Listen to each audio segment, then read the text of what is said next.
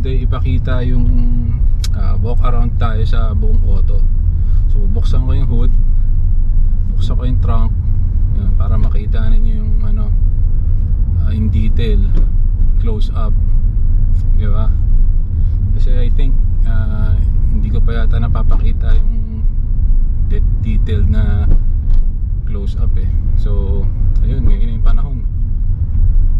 Alright, teka, tatabi lang tayo. May lugar.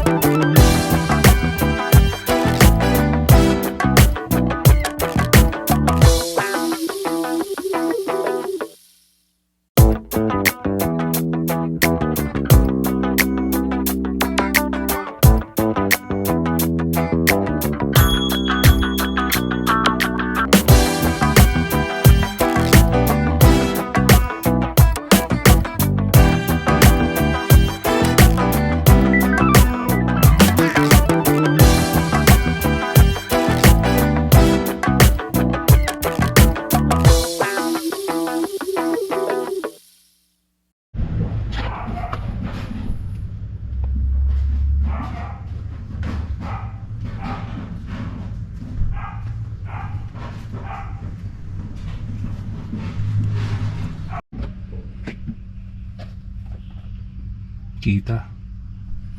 So ito yung high voltage wires natin sa traction pack. So ito yung balance leads. So bawat cell konektado dito.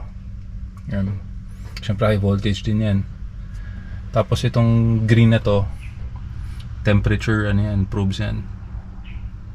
Tapos ito high voltage interlock, pero hindi ko ginagamit eh. Yun.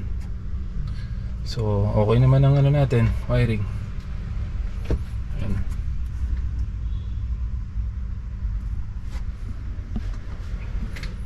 Okay, ito importante to sa design ng battery pack natin. Yan ang tawag dito, main disconnect switch. So pag tinanggal mo yan, disconnect mo yan, mangangalahati yung voltahe from 100 magiging 50 na lang. So hindi ka na makukuryente nun, kasi anything na below 60 low voltage naman eh. So yun ang safety sa design ng battery pack na to. So wala pa tong cover eh, tsaka na yun, hindi naman siya life or death situation.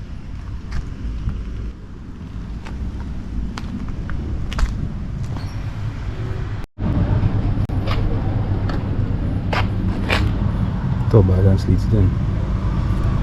May disconnect switch. So yung isa kanina may fuse yun, ito wala. Ito, temperature. Aircon nasa baba.